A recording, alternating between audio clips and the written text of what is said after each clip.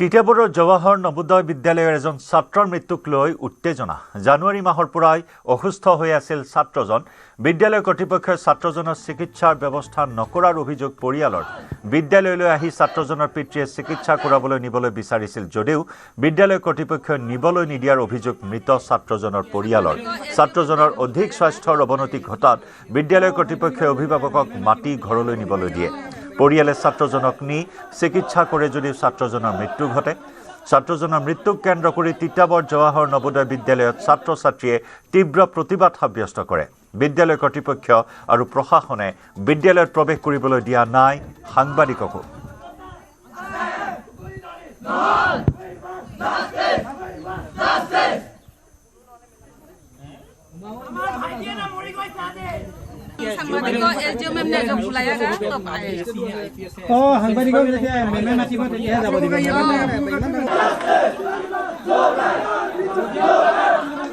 ল'ৰা এজন মণি মাধৱ বুলি ক্লাছ 10 এবাৰ মেট্ৰিক দিছিলে। তেওঁ পঢ়িছিলে এখন স্কুলত। তাৰপিছত কি হ'ল, তেওঁৰ মানে জ্বৰ হ'ল। তাৰপিছত মোৰ ভাইটিহঁতে মানে ক'লে যে তই এবাৰ ঘৰলৈ গুচি যা। তাৰপিছত সি কি হ'ল কথাটোত মানে জনালে নিজৰ গাৰ্জেনক। তাৰ গাৰ্জেন আহিলে, জ্বৰ খুব বেছিকৈ হ'ল। ইয়াত নাৰ্ছে তাৰপিছত আপোনালোকৰ দৰৱ দি ৰাখিলে, পেৰাচিটামল এনেকৈ কিবা কিবি দৰৱ দিলে। সেইটো ইমানকৈ বৰকৈ নাজানো, খালি জনামতে দৰৱ দিলে। তাৰপিছত সি তথাপিও তাৰ গোটেই গা যেনেকৈ একো ভাল অৱস্থালৈ অহা নাছিলে। ল'ৰাজনৰ এতিয়া অৱস্থা? ল'ৰাজন এতিয়াতো ঢুকাল। তেখেত ক'ত ঢুকাল? তেখেত ধেমাজিতে ঢুকাল। ইয়াৰ পৰা লৈ যোৱাত দেৰি হ'ল, গমেই নাপালে কি বেমাৰটো কি হ'ল। তিতাবৰৰ পৰা আমাৰ সতীৰ্থ সাংবাদিক আনমল যাদৱৰ সৈতে সংযুক্ত হৈছোঁ এই মুহূৰ্তত। আনমল, এই ঘটনা সন্দৰ্ভত শেহতীয়া আৰু কি খবৰ লাভ কৰিছে? যি অভিযোগ উত্থাপন হৈছে, অভিযোগ সন্দৰ্ভত বিদ্যালয় কৰ্তৃপক্ষৰ ফালৰ পৰা কি কথা কোৱা হৈছে, কি স্পষ্টীকৰণ দিয়া হৈছে? হয় চাওক, তিতাবৰ যি জৱাহৰ নবোদয় বিদ্যালয় আছে তাত উত্তপ্ত পৰিস্থিতি বৰ্তমান বিৰাজ কৰিছে আৰু ইয়াত কোনো সাংবাদিকক প্ৰৱেশ নিষিদ্ধ কৰিছে। আৰু বৰ্তমান সমজিলা আয়ুক্তৰ লগতে বিদ্যালয় কৰ্তৃপক্ষ আলোচনাত মিলিত হৈছে। আৰু বৰ্তমানো মই দেখুৱাম, আমাৰ কোনো সাংবাদিকক ভিতৰত প্ৰৱেশত বাধা দিছে, কিন্তু এই পৰ্যন্ত ভিতৰত প্ৰতিবাদ সাব্যস্ত কৰি আছে বিদ্যাৰ্থীসকলে। কিন্তু আমাক তাত প্ৰৱেশত বাধা সৃষ্টি কৰিছে বিদ্যালয় কৰ্তৃপক্ষই। কোনো কাৰণত আমাক প্ৰৱেশ কৰিবলৈ তাত দিয়া হোৱা নাই। আৰু ইতিমধ্যে তাত প্ৰতিবাদ এই পৰ্যন্তলৈকে হৈ আছে আৰু অৱশেষত কি আলোচনাত মিলিত হ'ব, লক্ষণীয় হ'ব গোটেই কথাটো। স্থানীয় যিসকল যুৱক আছে তেওঁলোকৰ লগত কথা পাতিব। এতিয়া প্ৰতিবাদ চলি আছে আচলতে ভিতৰত, গোটেই কথাটো অকণমান জানিম আপোনাৰ পৰা। আচলতে মানে ইয়াত মণি মাধৱ বুলি ল'ৰা এজন পঢ়িছিলে, আমাৰ ভাইটিৰ লগৰ। ক্লাছ 10 এবাৰ বৰ্ডছ দিছে সি। তাৰ মানে বহুত দিনৰ পৰা জানুৱাৰী মানৰ পৰা পূৰা জ্বৰ হৈ আছিলে। তাৰপিছত জ্বৰ হওঁতে মানে কোনো ট্ৰিটমেণ্ট মানে ইমান ভালছে হোৱা নাছিলে ভিতৰত। তাহাঁতি মানে এনেকৈ হাউচৰ ভিতৰতে, হোষ্টেলৰ ভিতৰত মানে নৰ্মেলকৈ মানে এনেকৈ লগৰখিনিয়ে চোৱা চিতা কৰি আছিলে। তাৰপিছত তেতিয়া এই মাজতে প্ৰিন্সিপাল নাছিলে, ইনচাৰ্জ দি গৈছিলে জয়ন্ত ছাৰ বুলি এজনক। তাৰপিছত তেওঁ মানে কি কৰিলে, যেতিয়া সিহঁতি ছুটি খুজি গৈছিলে ভাইটিহঁতে, ক'লে যে ছুটিটো এনেকৈ দিয়া নহ'ব। তাৰপিছত মই একো কৰিব নোৱাৰিম। তাৰপিছত তেওঁ বহুত বেয়াকৈ কৈছে, এক্টিং কৰিছে ল'ৰাটোৱে। তাক কাউন্সিলিং কৰাব লাগে, তাৰ মেণ্টেল হেল্থৰ ইছ্যু হৈছে, সেনেকৈ ক'লে। তাৰপিছত যেতিয়া মানে সি নাৰ্ছৰ ওচৰলৈ গ'ল, নাৰ্ছেও কিবা নৰ্মেলি কিবা দৰৱ চৰব দি পেৰাচিটামল নিচিনা এনেকৈ দি থৈ দিলে। তাৰপিছত অভিভাৱকে নিবলৈ বিচাৰিলে ঘৰলৈ, কিন্তু ঘৰলৈ যাবলৈ দিয়া নহ'ল। ঘৰলৈ হাউচ ইনচাৰ্জক ফোন কৰি দিছিলে, ইনচাৰ্জক মানে আপোনাৰ মেইন যিজন ইনচাৰ্জ দি গৈছে প্ৰিন্সিপাল ইনচাৰ্জক, তেওঁ যাব নিদিলে। আৰু মানে ক'লে যে গেট পাছ কৰি এই তিতাবৰ মেডিকেলতে দেখাই আনিছিলে। হয়, বিভিন্ন অভিযোগ আছে। এই পৰ্যন্ত কিন্তু ভিতৰত প্ৰতিবাদ সাব্যস্ত হৈছে, সাংবাদিকৰ প্ৰৱেশ নিষিদ্ধ কৰিছে। সমাজ জিলা আয়ুক্তই আলোচনাত মিলিত হৈছে। গোটেই ঘটনাটো আপুনি জানি আছে, চাই আছে? মানে গোটেই ঘটনাটো এতিয়া ইমানটোতে বুজিছোঁ যে মানে চব এতিয়া বিচাৰ কৰিবলৈ গৈছে, প্ৰতিবাদ চলি আছে ভিতৰত।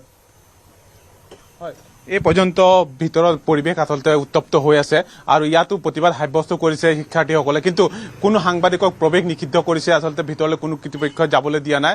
এই পৰ্যন্তলৈকে ধাৰাবাহিকভাৱে বিদ্যাৰ্থীয়ে ন্যায় বিচাৰি প্ৰতিবাদ কৰিছে। সমাজ জিলা আয়ুক্ত আলোচনাত মিলিত হৈছে, কিন্তু আলোচনা বাৰম্বাৰ বিফল হোৱা বুলি আমি খবৰ লাভ কৰিছোঁ।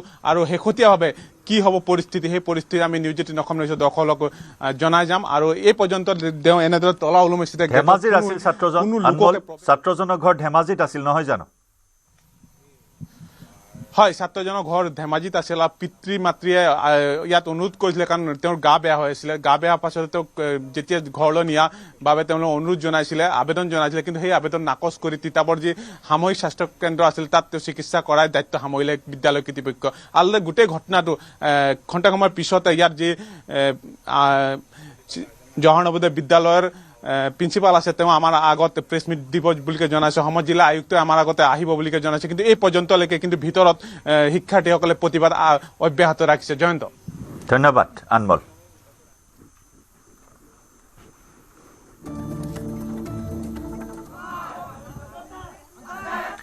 আৰু ইফালে মহানগৰীৰ পাণ্ডুত উদ্ধাৰ হৈছে যুৱকৰ মৃতদেহ ব্ৰহ্মপুত্ৰৰ পাৰত উদ্ধাৰ এজন অচিনাক্ত যুৱকৰ মৃতদেহ নদী আৰক্ষীয়ে উদ্ধাৰ কৰে যুৱকজনৰ মৃতদেহ এতিয়াও উদ্ধাৰ হোৱা নাই যুৱকজনৰ পৰিচয় ঘটনা সন্দৰ্ভত আৰক্ষীৰ তদন্ত অব্যাহত মহানগৰীৰ পাণ্ডুত ব্ৰহ্মপুত্ৰৰ পাৰত উদ্ধাৰ অচিনাক্ত যুৱকৰ মৃতদেহ ইয়া পানীত উপঙি থকা অৱস্থাত প্ৰত্যক্ষ কৰা হয় যুৱকজনৰ মৃতদেহ লগে লগে নদী আৰক্ষী ঘটনাস্থলীত উপস্থিত হৈ যুৱকজনৰ মৃতদেহ উদ্ধাৰ কৰিছে যদিও এতিয়াও পৰিচয় উদ্ধাৰ কৰিব পৰা হোৱা নাই এই ঘটনা সন্দৰ্ভত আৰক্ষীৰ তদন্ত অব্যাহত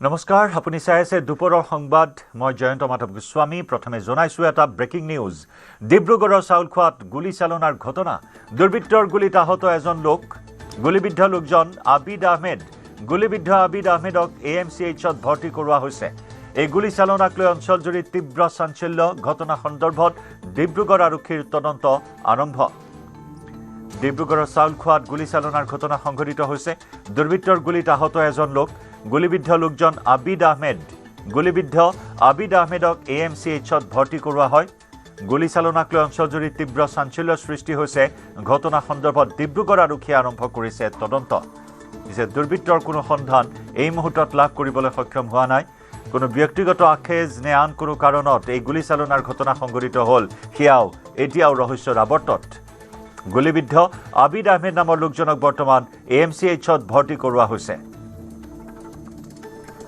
ডিব্ৰুগড়ৰ চাউলখোৱাত সংঘটিত হৈছে এই গুলীচালনাৰ ঘটনা আবিদ আহমেদ নামৰ এজন লোকক টাৰ্গেট কৰি গুলীচালনা কৰে দুৰ্বৃত্তই বৰ্তমান AMCHত চিকিৎসাধীন হৈ আছে আবিদ আহমেদ নামৰ লোকজন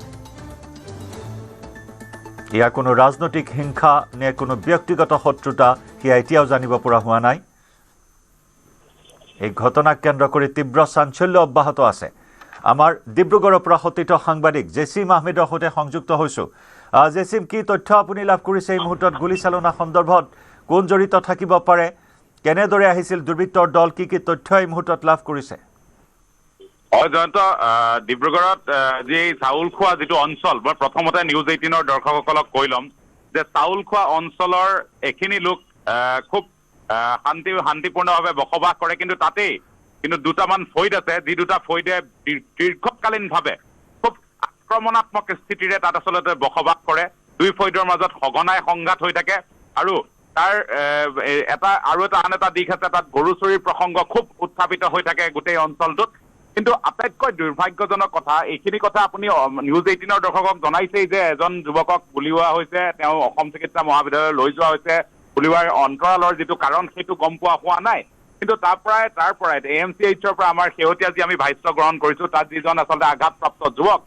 তেওঁৰ পৰিয়ালৰ লোকে কৈছে যে কোনোবা এজন নাম কৈছে তেওঁৰ আচলতে এই সন্ত্ৰাস দীৰ্ঘদিন ধৰি সেই অঞ্চলত আছে আটাইতকৈ দুৰ্ভাগ্যজনক কথা ইয়াৰ পূৰ্বেও চাউলখোৱা অঞ্চলত হত্যাকাণ্ডৰ দৰে ঘটনা সংঘটিত হৈছে মুকলিভাৱে হত্যা কৰা ঘটনাও সংঘটিত হৈছে কিন্তু এক প্ৰকাৰে ক'বলৈ গ'লে অসম আৰক্ষী আৰু বিশেষকৈ ডিব্ৰুগড় আৰক্ষী এই ক্ষেত্ৰত নীৰৱ এতিয়াও নহয় এইটো পূৰ্বৰ পৰা একদম পোনপটীয়া কথা জয়ন্ত সেই অঞ্চলটোতে সদায় বিক্ষিপ্ত ঘটনাৰ খবৰ আহে শান্তিপূৰ্ণভাৱে ডিব্ৰুগড়ৰ ৰাইজ বসবাস কৰে কিন্তু সেই অঞ্চলৰ পৰাই সদায় অধিকাংশ বিক্ষিপ্ত ঘটনাৰ খবৰ আহে আনকি সংবাদ মাধ্যমৰ লোকো তাত যাব নোৱাৰে এনেকুৱা ধৰণৰ স্থিতি সংঘটিত হয় আৰক্ষীৰ নিৰাপত্তা বেহুৰ মাজতহে সাংবাদিক কেতিয়াবা যাব লগা হয় এনেকুৱা ঘটনা হলে এইটো কিমান দুৰ্ভাগ্যজনক হ'ব পাৰে তাৰ উপৰি যদি গুলিয়াইছে সেই পিষ্টলৰ যিটো গুলিয়াইছে সেই পিষ্টলটো পোৱাৰ অধিকাৰ বা সেই পিষ্টল ৰখাৰ অধিকাৰ বা তাৰ নথি পত্ৰ আৰক্ষীয়ে পাইছে নে নাই, এই কিবা কোনোবা ক্ৰিমিনেল ইত্যাদি অফেন্স এনেকুৱা ধৰণৰ কামত পিষ্টলটো ব্যৱহাৰ কৰিছে নে,